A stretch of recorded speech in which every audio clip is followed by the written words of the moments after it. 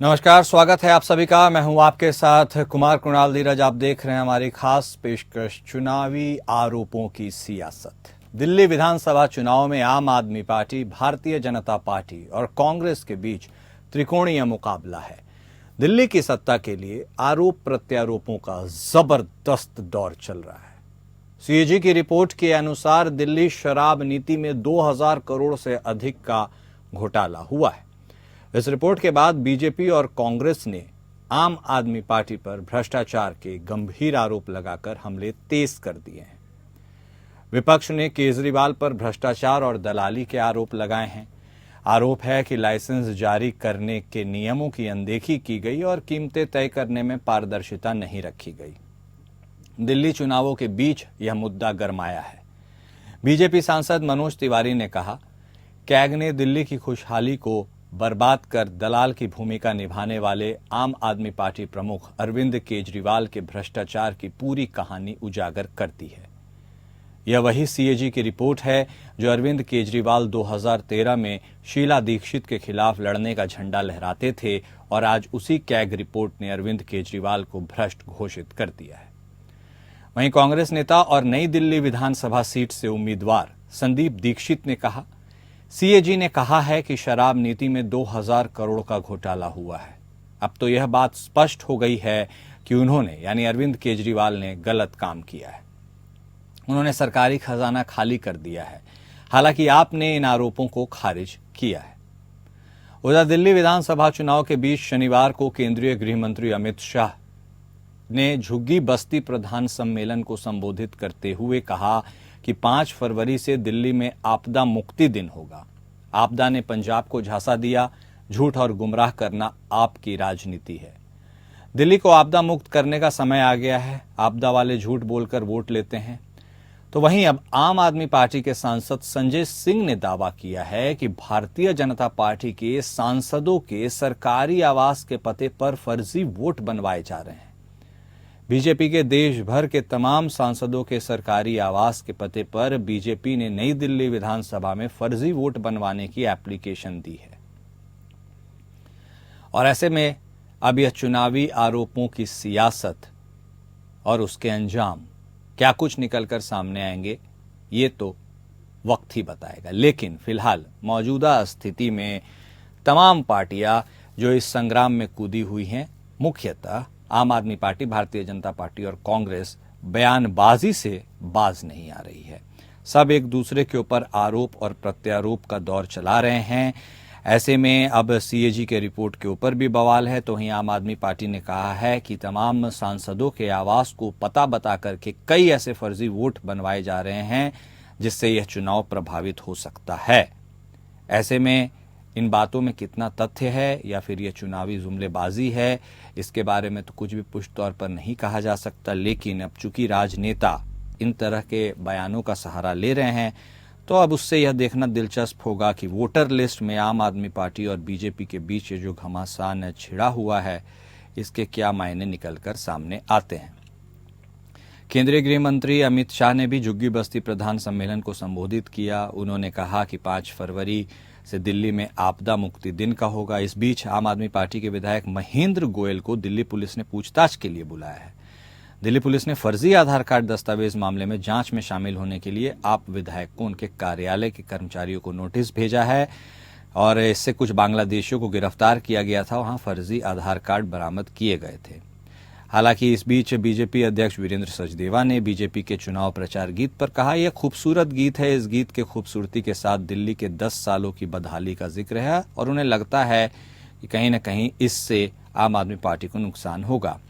BJP सांसद मनोज तिवारी ने कहा, कैग ने दिल्ली की खुशहाली को बर्बाद कर दलाल की भूमिका निभाने वाले आप प्रमुख अरविंद केजरीवाल के भ्रष्टाचार की पूरी कहानी उजागर कर दी है। और ऐसे में तमाम राजनेता भी दिल्ली के इस चुनावी दंगल में कूदते हुए नजर आ रहे हैं। अनुराग ठाकुर ने भी, जो बीजेपी से सांसद हैं, उन्होंने भी कहा कि अगर आपकी नीतियां इतनी अच्छी थी तो फिर उन्हें वापस क्यों ली गई और दिल्ली की जनता अब आपदा मुक्त होना चाहती है। और इस आरोपों की सियासत या यूं कहें चुनावी आरोपों की सियासत किस मोड़ पर जाकर रुकेगी या फिर ये बगैर ब्रेक के चुनावी दंगल में जाकर समा जाएगी, यह तो देखना दिलचस्प होगा। और इस पर आज हम बातचीत करते हैं, चर्चा करते हैं। हमारे साथ हमारे खास मेहमान जुड़ चुके हैं। हमारे साथ भारतीय जनता पार्टी की तरफ से बतौर प्रवक्ता शांत प्रकाश जाटव साहब जुड़ चुके हैं। वहीं आम आदमी पार्टी की तरफ से बतौर प्रवक्ता संजीव निगम साहब भी हमारे साथ जुड़ चुके हैं। आप दोनों खास मेहमान का स्वागत है। शुरुआत निगम साहब आज आपसे ही करेंगे, चूंकि आप दिल्ली में सरकार में हैं, डिफेंडिंग चैंपियन आप हैं और एक बहुत ही जबरदस्त चुनावी बैटल होने वाला है। ऐसे में आपको लगता है तमाम आरोप प्रत्यारोप का दौर भी शुरू हो गया है? क्या यह सिर्फ चुनावी बयानबाजी है? क्योंकि कैग रिपोर्ट का भी हवाला दिया जा रहा है, आपकी पार्टी को आपदा पार्टी भी कहा जा रहा है, तमाम आरोपों की बौछार आपके ऊपर की जा रही है। भारतीय जनता पार्टी मुख्यतः है, कांग्रेस भी अब इसमें पीछे नहीं है। ऐसे में आपको लगता है कि जिस तरह के आरोपों को आपको झेलना पड़ रहा है, ऐसे में इस बार चुनावी जो डगर है वो थोड़ी मुश्किल होने वाली है, या ये आरोप आपको और ताकत देंगे बेहतर चुनाव में परफॉर्मेंस करने के लिए? निगम साहब। कुणाल जी, आप बिल्कुल सही कह रहे हैं। अभी आपने एक बात कही थी कि कैग रिपोर्ट के बारे में। कैग रिपोर्ट मुझे बताइए ना, कहाँ है कैग रिपोर्ट? कहाँ है? अगर होती तो हमें भी देखने को मिलता है क्या लिखा है उसमें, क्या नहीं है। आप मन गहन पता नहीं कहाँ बैठ में किस कागज में क्या आपने लिख लिया। तो इस तरीके से आप झूठी अफवाह आप करेंगे तो उससे तो नहीं बात बनेगी। इसी तरीके की कहीं कोई कागज नहीं है, कहीं कोई बात नहीं है। इसी प्रकार से आपने दिल्ली के मुख्यमंत्री के आवास को लेकर के खूब जो है दुष्प्रचार किया, और अंत में जब हमने कहा कि भाई चलिए आइए मीडिया के साथियों के साथ चलते हैं, वहां देखते हैं कहाँ क्या है, कहाँ मिनी बार है, कहाँ ये है जो आप तो मत लगा रहे हो। हाँ? आपने सब पुलिस का पहरा बिठा दिया। मतलब आप अगर आरोप लगाते हो, आप कहते हो, तो हम उसको कहते हैं भाई हम दिखाते हैं, हम इसमें बात कर लेते हैं, हम इसमें चर्चा कर लेते हैं। आप भाग खड़े हुए। उसी प्रकार से जो कैग आप बता रहे हैं, कहीं कोई अगर तथ्यहीन आधारहीन आप बातें करोगे तो इसका तो कोई मतलब नहीं होता, इसका तो कोई अंत भी नहीं, आप करते रहो कहीं से। तो बात आप लॉजिकल करिए। आप अगर सरकार में आते हैं तो आप क्या करेंगे? आप बतावे ना, हम ये करेंगे। आपने क्या कहा? प्रधानमंत्री महोदय ने 2 बार दिल्ली में रैली हुई है, उन्होंने कहा हम वो योजनाएं जारी रखेंगे जो पहले की सरकार ने, मतलब हमने जो है बिजली में, पानी में, स्कूलों में जो हमने व्यवस्था कराई इस साल में, वो आप जारी रखेंगे। अगर आपको यही करना है तो कोई आपको क्यों चुनेगा भाई? तो आम आदमी पार्टी कर ही रही हो, करती रहेगी, आगे और बेहतरी होता है। आपके पास नया क्या है? कुछ करने के लिए है कि सिर्फ ऐसे बयानबाजी, बातें, बतौले जिसको कहा जाता है? लॉजिकल करिए। दिल्ली पढ़े लिखे लोगों की है, आप भी पढ़े लिखे हैं, तो पूछ लेते हैं ना। रुकिए, नहीं ठीक है, शंका है तो निवारण कर लेते हैं। कुणाल जी खुला आमंत्रण भी दिया है हमारे यहाँ केजरीवाल साहब ने कि मैं उम्मीदवार हूँ केजरीवाल साहब दिल्ली में मुख्यमंत्री पद के लिए। आप ले आइए, बिजोड़ी जी को अगर बना रहे हैं बिजोड़ी जी को ले आइए, या जिसको आप बना रहे हैं उसको ले आओ और कर लेते हैं टेलीविजन पर बहस। तो ये तरीका होता है सभ्य लोगों का और सही तरीके से काम करने का। अन्यथा आप अपना समय जाया करते रहो, उसका कोई मतलब नहीं है। ठीक है निगम साहब, अब देखिए आपने बात कही है तो इसका हम फौरन एक फीडबैक ले लेते हैं। जाटव साहब, देखिए बात तो कहीं ना कहीं सही है भाई। अब दिल्ली विधानसभा के पटल पर कैग की रिपोर्ट तो पेश हुई नहीं है, तो ये आपको 2026 जो भी एक आंकड़ा है, एक घोटाला हुआ है शराब नीति को लेकर, ये आपको कैसे पता चल गया? पहला सवाल, क्या कोई आधिकारिक तौर पर इसकी कोई पृष्ठभूमि बनी है या कुछ प्रति आई है आपके पास, या फिर ये एक चुनावी आरोप है जो चुनाव भर हमें सुनाई देगा, क्योंकि इसके बाद फिर सत्ता में जो भी रहे उसके बाद ये बातें भूल जाएंगी? क्योंकि ये मामला तो वैसे भी लंबित है सर, मनी लॉन्ड्रिंग वाला मामला तो चल ही रहा है ना, सुप्रीम कोर्ट ने बेल तो दिया है अरविंद केजरीवाल को। तो ये कैग के ऊपर जो इतना शोर है वो है कहाँ रिपोर्ट? देखिए, 2 बातें आपको और मैं समझता हूँ दिल्ली वासियों को समझना चाहिए। सबसे पहला कि पिछले 10-11 वर्ष से जो आम आदमी पार्टी दिल्ली पर शासन कर रही है, इन्होंने एक ही बात कही है कि हमें केंद्र सरकार और एलजी जो है वो काम नहीं करने दे रहे, इस वजह से हम काम नहीं कर पा रहे। ठीक है, और अभी चूंकि हमारी सरकार फिर बन गई है तो स्वाभाविक बात है आगे 5 साल तक फिर वही एलजी और वही सरकार केंद्र की उनके सामने रहने वाली है। तो ये तो साफ हो गया कि आने वाले 5 साल भी अरविंद केजरीवाल दिल्ली का किसी प्रकार से विकास नहीं करेंगे, क्योंकि जो पिछले 11 वर्ष से ठीकरा जो है वो केंद्र सरकार पे फोड़ते रहे। अभी आगे 5 साल तो अगर ये जीत जाते तो फिर 5 साल भी ये दिल्ली का विकास तो किसी सूरत में होने नहीं मिलेगी। ठीक है। तो दिल्ली की जनता को ये समझना चाहिए कि अरविंद केजरीवाल आगामी 5 वर्ष भी इसी प्रकार से जो है रायता बखेरते रहेंगे, रोना रोते रहेंगे। नंबर 1। नंबर दो ये कि आप शीश महल का जो विषय अभी निगम जी बोल रहे हैं, इतना बेबाक है और इतना साफगोई से अगर काम हुआ है तो आप जो पीडब्ल्यूडी के अधिकारी उसमें सस्पेंड हो रखे हैं, उनके सस्पेंशन रद्द कराओ ना। वो लोग क्यों सस्पेंड हो रखे? क्योंकि आपने उनसे अनैतिक रूप से अवैध काम कराया और उसका खामियाजा सरकारी उन अधिकारियों को भुगतना पड़ा जो आपके दबाव में वो काम करे। ये बता दीजिए उनका सस्पेंशन ये रद्द करेंगे? मैं जानकारी के लिए जानना चाहता हूं, या सीपीडब्ल्यूडी के तरफ से सस्पेंशन रद्द होगा? सर मैं जानकारी के लिए जानना चाहता हूं बस। इनकी मैं बोला कि जो अधिकारी सस्पेंड हुए हैं उनके सस्पेंशन को हटाने में इनकी भूमिका ज्यादा इंपॉर्टेंट है या सीपीडब्ल्यूडी उसके ऊपर कोई कदम उठा सकता है? Just for information. देखिए, हाँ मैं बता देता हूँ, उन्होंने गलत किया है, उनको उसकी सजा भुगतनी पड़ेगी। ये बोल रहे हैं ना कि हमने गलत नहीं किया, आपने गलत किया है और उन अधिकारियों के माध्यम से आपने गलत किया, इसलिए आप गलत हैं। वो क्या होगा क्या नहीं होगा वो न्याय जो प्रक्रिया है वो उनके साथ जाएगी। सीपीडब्ल्यूडी या विजिलेंस का विषय नहीं है, विषय है जिन अधिकारियों से अरविंद केजरीवाल जी ने दबाव में गलत काम कराया उसका खामियाजा उन परिवारों को झेलना पड़ रहा, उन अधिकारियों को झेलना पड़ रहा। इसलिए अरविंद केजरीवाल और उनके प्रवक्ता ये अच्छी तरह समझ लें कि शीश महल में घोटाला हुआ है। अच्छा, अब तीसरी बात जिस तरीके से ये सीएजी की बात कर रहे हैं कि वो पटल पर नहीं आया और शराब घोटाला हुआ। अरे शराब घोटाला था तभी तो आपने उस पॉलिसी को बाइक बैक लिए वापस लिया ना।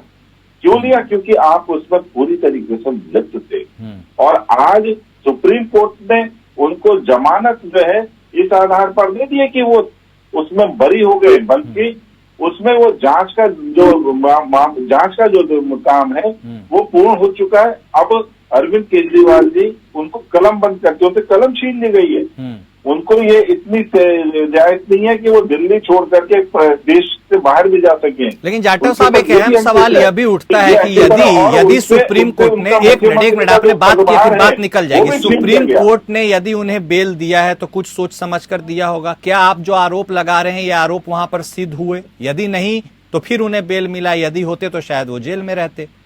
नहीं। देखो आप यहाँ पर थोड़ा सा समझें। बोलिए। जमानत इसलिए दी गई है कि जांच पूरी हुई है अभी वो दोष मुक्त नहीं हुए। अब तो ट्रायल शुरू होगा, ठीक, उसमें दोषी को सजा दी जाने वाली है। अभी तो सारे साक्ष्य तैयार किए गए जांच के। और अरविंद केजरीवाल को ये मानते हुए कि इसमें पूरी तरीके से लिप्तता है उनकी, इसमें केजरीवाल जी से मुख्यमंत्री का पद छीन लिया गया है। उनसे कलम छीन ली गई है, वो हस्ताक्षर नहीं कर सकते। उनको देश छोड़ करके बाहर जाने पर भी रोक है। नहीं जाटव साहब, इसका मतलब वो आरोपी है ना, वो आरोपी है ना, दोषी नहीं है ना। मैंने कब कहा? अगर दोषी होंगे तो अंदर होंगे। ठीक है, फिर जमानत पे ले गई थोड़ी। ठीक देखो, जमानत पे छूटने का मतलब वो दोष मुक्त नहीं हुए, अभी दोष आरोपी है, जांच के दायरे में है, जांच के दायरे में है, दोषी नहीं है। कलम छीन ली गई है, कलम छीन ली गई है, लेकिन मुख्यमंत्री ये भी बात है, बड़ी सच्चाई है, ये भी बात है, मुख्यमंत्री पद उनसे छीना नहीं गया था, उन्होंने इस्तीफा दिया था। खैर नहीं, ठीक है, ताकत छीन ली। बिल्कुल नहीं। वो मुख्यमंत्री का पद कार्यालय भी नहीं जा सकते, सुप्रीम कोर्ट ने ये आदेश दिया है। लेकिन मुख्यमंत्री बने रह सकते। तो कुणाल जी अच्छी तरह समझे, वो मुख्यमंत्री कार्यालय नहीं जा सकते, वही तो बोल रहे हैं, हस्ताक्षर नहीं कर सकते। वही तो मैं बोल रहा हूँ, टाइगर विदाउट टूथ, वही मैं कह रहा हूँ। मुख्यमंत्री पद पर वो बने रह सकते थे, क्रियाकलाप नहीं कर सकते। निगम साहब, अब देखिए बात जाटव साहब से स्पष्ट हुई, वो आरोपी हैं, दोषी नहीं है, और मुख्यमंत्री बनने की ताकत उनसे छीन ली गई थी। कहने का मतलब है कुछ जब कार्यालय ही नहीं जा सकते हैं, फाइल साइन नहीं कर सकते हैं, तो भले ही सीट पर रहे, उससे क्या ही फर्क पड़ता है। अब ऐसे में आप बताइए, जो कैग का रिपोर्ट की बात सामने आ रही है, आरोपी बनाया गया है, और जिस तरह से अब यह एक नया आपके तरफ से भी कहा जा रहा है कि वोटर कार्ड के साथ जो खेल हो रहा है, संजय सिंह ने यह बात कहा है कि सांसदों के भारतीय जनता पार्टी के सांसदों के आवाज से 20-20, 30-30, 40-40 नए एप्लीकेशन आ रहे हैं। इस बात में क्या कुछ कैसे निष्कर्ष पर पहुंचे और क्या आपको लगता है कि कोई बड़ा खेल हो रहा है? देखिए कुणाल जी, अभी आपने सुना जाटव साहब अपनी ही बातों कभी उस बात का समर्थन करें, कभी उस बात से अलग रहते। अरे भाई न्यायालय में, कोर्ट में जो मामला चल रहा है, विद्वान न्यायाधीशों ने जिरह की, हमारे वकीलों के माध्यम से वकीलों ने अपनी जिरह किया रखा, अभी तो मिली जमानत, नहीं तो ये शुरू। अरे भाई इनको जमानत क्यों नहीं मिल रही है? इनको जमानत क्यों नहीं मिल रही है? एक ही प्रश्न थे, जमानत क्यों नहीं मिल रही? घोटाला किया है, घपला किया है, तभी तो। अरे तर्कपूर्वक, धड़ धकड़ के नहीं, लाठी डंडे से नहीं, तर्कपूर्वक हमने अपनी बात रखी और न्यायाधीशों ने हमारी बात को माना और आज हमें जमानत पर हमारे नेता लोग बाहर है। और इसी इनको तो लगता है कि जमानत के बाद लगता फांसी पर चढ़ जाएंगे, ऐसी बात कर रहे हैं। जमानत के बाद जो अगले प्रोसेस है उनमें भी हमारे विद्वान वकील सब बैठे हुए वो जायज करें जब उसमें कुछ है ही नहीं है तो वहां कुछ नहीं, आपने हमारा समय जाया किया है और कुछ नहीं, समय आपने जाया किया है, कुछ नहीं। जिरह में ये अदालत में कहीं नहीं टिकने वाला है, मैं आपको पहले बता दूं। और इनको लग रहा है कि साहब उनको फांसी पर लग जाएंगे, तो ऐसी धारणा ना रखें, नंबर एक। नंबर दो, भी कैग वाली बात आ रही, इसका भी स्पष्टीकरण जवाब नहीं दे पाए। या तो ये जो संस्थाएं हैं, कैग हुआ या अपना चीफ इलेक्शन कमिश्नर हुआ, इनको कहीं ना कहीं अंदर से फोड़ रहे हैं। अरे भाई कैग की रिपोर्ट सरकार के पास आती है तो सरकार को कुछ मालूम नहीं, सरकार के पास जानकारी नहीं, और ये लोग उसको मतलब तिल का ताड़ बना रहे हैं साहब, ये हो गया वो हो गया। अरे सबसे पहली बात तो उसकी विश्वसनीयता पे हमें प्रश्न चिन्ह लग रहा है। आप या तो वहां से कहीं लेकर के आयो, लीक करवा करके लायो, कहां से रिपोर्ट? तो अगर लीक करवा के लायो तो उसकी विश्वसनीयता में पहला क्वेश्चन है। तो ऐसे काम मत करिए, संस्थाओं की गरिमा के साथ मत खिलवाड़ करिए। और आपने भी कुणाल जी तीसरा तो से पूछा था जो कि फर्जी वोट जो है, अब आप खुद कल्पना करिए, देखिए 15 दिनों के अंदर अगर 13,000 नए एप्लीकेशन आएंगे, हम जागरूक हैं, हम सजग हैं, हम पहले से कोई गुनाह नहीं कर रहे, हम अपराध नहीं कर रहे। महाराष्ट्र में इन्होंने खेला कर लिया था, वहां की पार्टियां इतनी जागरूक नहीं थी, चैत्य वो नहीं थी। हम जागरूक है, हम आगे से आगे हम जो है हम लेकर के आते, तो फिर वोटिंग का मतलब क्या रह जाएगा, चुनाव का मतलब क्या रह जाएगा? 5,000 आपने डिलीट करवा दिए, 13,000 आपने ऐड करवा दिए। आप कल्पना कीजिए, जैसे कि मैं अपने जो प्रत्याशी है नई दिल्ली से भारतीय जनता पार्टी के प्रवीण वर्मा जी, वो 6 महीने पहले तक सांसद थे। जब सांसद थे तो उस बंगले में 4 लोग रहते थे, तो अब आप सांसद नहीं है फिर भी रह रहे हैं। एक तो यही कानून नैतिक है, आप रह रहे हैं, उसके बावजूद उसमें आपके पास 4 से 33 लोग आ गए, आपके परिवार में इतने लोगों का इजाफा हो गया है। ये कल्पना आप भी सोच करके देखिए। हम कोई और दूसरे सांसद, दूसरे मंत्री इसी प्रकार से जो वर्तमान में है, ये लोगों को तो ये इससे एक शक पैदा हो रहा है कि आप जानबूझ करके जो सीधे अपने मीडिया के माध्यम से आप चुनाव नहीं जीत। निगम साहब, ये आप गंभीर बात बोल रहे हैं, तो आपको लगता है आपने चुनाव आयोग में शिकायत की है? चुनाव आयोग इसमें कुछ सुनवाई नहीं कर रहा है क्या? अरविंद केजरीवाल साहब ने समय लेकर के चुनाव आयोग से भी 2 दिन पहले मिलने भी गए और वहां ही ये बात रखी थी। जब उसके बाद से चुनाव आयोग के बाद बाहर आ गए थे, प्रेस को बात कर रहे थे कि साहब इसमें उत्तर प्रदेश और बिहार और आसपास के स्टेट से लेकर के इसमें, तो इस बात का बतंगड़ बना दिया गया था, पूर्वांचलियों को जोड़ दिया था। पूर्वांचल शब्द कहा भी नहीं, फिर भी पूर्वांचल जोड़ करके एक दूसरी दिशा में डिबेट को ले जाने का प्रयास किया था इन्होंने। जो मकसद था, जो हम गए थे चुनाव आयोग के पास शिकायत लेके, उसमें उनका कंफ्यूजन बता रहे थे मीडिया के साथियों, तो उसका भी तिल का ताड़, हर जगह इनका मतलब है तिल का ताड़ बनाने वाली। ठीक है निगम साहब, ऐसे नहीं, कुछ काम करो, सही नीति करो। एक काम है कुणाल जी, बोलिए। दिल्ली की सुरक्षा जो गृह मंत्रालय के हाथ में है, वो तो कम से कम आप चाक चौबंद रखते, उसमें भी नहीं। महिलाओं के प्रति अपराध आए दिन आप सुनने मिलते हैं, किडनैपिंग होती है, गोलीबारी होती है, तो ये सब चीजें अगर आप करके दिखाते किसी भी एक दिशा में, तो लोग आपको चुनते, आपको चुनेंगे नहीं। ठीक है निगम साहब। देखिए जाटव साहब, निगम साहब ने गंभीर बातें बोली है, जवाब दीजिए। देखिए, मैं इनकी बात का जवाब देने से पहले एक बात और कहना चाहूंगा। कहिए। ये कह रहे हैं कि अरविंद केजरीवाल जी जो हैं उन्हें जमानत मिल गई है और ये एक तरीके से स्वयं ये मान करके चल रहे हैं कि वो दोष मुक्त हो गए। अब आप देखो, उस उस वक्त में, जिस वक्त में अरविंद जी जेल में थे, उस वक्त में एक और मुख्यमंत्री जेल में थे, उनका नाम है हेमंत सोरेन। वो छत्तीसगढ़ से झारखंड से मुख्यमंत्री थे। अपना पद छोड़ करके वो जेल में आए, यहाँ से पूरी तरीके से मुक्त हो करके, और सुप्रीम कोर्ट ने उनको जमानत दी। जमानत पाने के बाद में वो दोबारा मुख्यमंत्री बने हैं।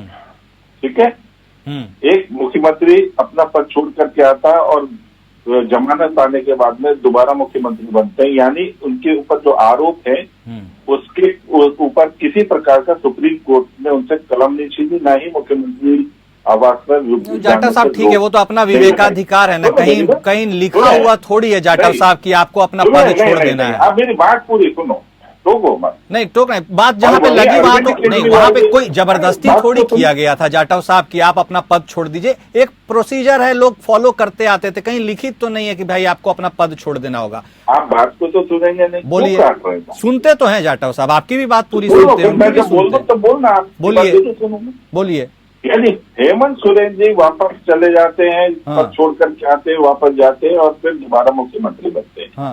वहीं अरविंद केजरीवाल जी पद नहीं छोड़ते, वो जेल में रहते हैं। पूरे प्रदेश की जो जो काम है वो पेंडिंग हो जाता है, लोग परेशानी में आ जाते हैं, सारा का सारा स्टेट का काम रुक जाता है, और उसके बाद जब इनको छोड़ा जाता है तो इनका जो मामला है उसकी गंभीरता को देख करके सुप्रीम कोर्ट क्या कहता है कि तुम मुख्यमंत्री आवास में घुस भी नहीं सकते, तुम किसी प्रकार के हस्ताक्षर नहीं कर सकते। ऐसे व्यक्ति को आप ये कहें कि वो बेदाग है, ये दिल्ली की जनता को कुछ काउंटर कर रहे हैं। बोलिए निगम साहब, बोलिए क्या बोल रहे हैं आप, बोलिए क्या तकलीफ है, बताइए निगम साहब। हम जो इलेक्शन कमीशन की जो कार्यप्रणाली के ऊपर, हाँ ठीक है जाटव साहब, मुख्यमंत्री आवास में घुसने के लिए नहीं रोका गया था, ये उनका काउंटर आया, प्लीज कंटिन्यू। मुख्यमंत्री आवास नहीं, मुख्यमंत्री कार्यालय बोल रहा हूँ। आपने आवास कहा, ठीक है, चलिए। और जब मुख्यमंत्री नहीं रहेंगे तो मुख्यमंत्री आवास को खाली करना ही पड़ेगा, वो अलग बात है। अब आ जाओ इलेक्शन कमीशन का जो इस वक्त में वोटर का जो मेथड है उसके ऊपर जल्दी इसको अच्छी तरह आभास हो चुका है कि हम हार रहे हैं। इसलिए हम ये वोटर वाला जो मैटर है इसको लेकर के, क्योंकि अभी इसके बाद में ये फिर ईवीएम को भी दोष देने वाले हैं, क्योंकि बहुत बुरी तरह हारेंगे। तो अभी इन्होंने ये कहना शुरू कर दिया, जबकि इलेक्शन कमीशन ने साफ कह दिया कि किसी भी प्रकार का 2% से ज्यादा वोट में कोई परिवर्तन होता है, किसी प्रकार से वोटर लिस्ट में कोई परिवर्तन होता है, तो उसके लिए विशेष रूप से जो है कमीशन के लोग वहां जाते हैं। ठीक है, यहाँ पर बहुत स्पष्ट है, मगर जिस तरीके की बातें इस वक्त में आम आदमी पार्टी के नेता और प्रवक्ता कर रहे हैं वो साफ है कि इनको इस चीज का आभास है। ठीक है, अब तो वक्त तो आ ही गया है ना, वक्त आ गया है, पता चल ही जाएगा, जनता फैसला सुना देगी, सब बेचैनी दूर हो जाएगी। निगम साहब बताइए, फाइनल क्लोजिंग कमेंट, आप भी कुछ कहना चाह रहे हैं। कुणाल जी, भारतीय जनता पार्टी को और खास तौर से नरेंद्र मोदी साहब को ये टीस है कि हम पूरे हिंदुस्तान में अपनी जीत का पताका फहरा रहे हैं, और जैसे भी फहरा रहे हो, तोड़ करके फोड़ करके, लेकिन दिल्ली में वो नहीं चल रहा है। तो ये सबसे बड़ी चीज, और दिल्ली में होगा भी नहीं। दिल्ली में भाई आप बार बार तुलना कर रहे हो हेमंत जी से, हेमंत सोरेन से, उनकी अपनी पार्टी है, उनका अपना सोचना, उनका अपना मानना है। हमारी अपनी पार्टी है, हमारा अपना काम करने का तरीका, हम अपने विवेक से सोचेंगे। आप चाह रहे थे कि जैसे महाराष्ट्र में हमने यूबीटी को 2 टुकड़े कर दिए हैं, अजीत पवार उनको भी ले आए तोड़ करके, जो है घड़ी के 2 टुकड़े कर दिए।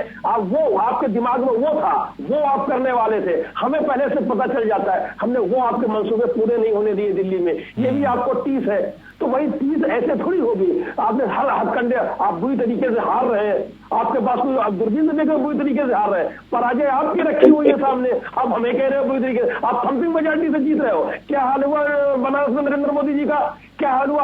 आप 272 भी नहीं लेके आ पाए, आप कम होते चले, 240 में अटक गए। आप ऐसी बात कर रहे हो कि हम बुरी तरीके से हार रहे हैं। पराजय आपके दरवाजे पर खड़ी है, पराजय का मुंह आप देख चुके हो। ठीक है, हमसे करो बुरी तरीके। जाटव साहब, आप व्यक्तिगत रूप से हम तो आपके साथ 10 वर्ष से बैठ रहे हैं, अक्सर समय से आपसे कोई शिकवा नहीं है। आपकी जो पार्टी है जिसके साथ आप हो, आप बहुत अच्छे व्यक्ति हैं, हमने 10 वर्षों से हम बैठते आ रहे हैं एक दूसरे के साथ। हमने डिबेट की है, लेकिन ये बात जाटव साहब बिल्कुल सही नहीं है। आप भी देखिए, ठीक है, आपकी लेकिन आप मजबूरी है, आप कहेंगे आप। ठीक है, ठीक है। बहुत शुक्रिया आप दोनों खास मेहमान का हमारे साथ जुड़ने के लिए और बातचीत करने के लिए। तो देखिए, चुनावी आरोपों की सियासत किस हद तक जाती है, व्यक्तियों की जो बाउंड्रीज है उनको तोड़ करके। हालांकि पार्टी के प्रवक्ता हैं, उनकी अपनी विचारधारा नहीं होती वो, लेकिन फिर भी चूंकि बात दिल्ली की हो रही है, तो दिल्ली के दंगल में कौन इस बार किस पर भारी पड़ेगा ये दिल्ली की जनता तय करेगी। लेकिन जो आरोपों की झड़ी सी लगती हुई नजर आ रही है, अब जनता को यह सोचना है कि किनके आरोपों में कितना दम है। मेरे साथ फिलहाल इस खास पेशकश में इतना ही। नमस्कार।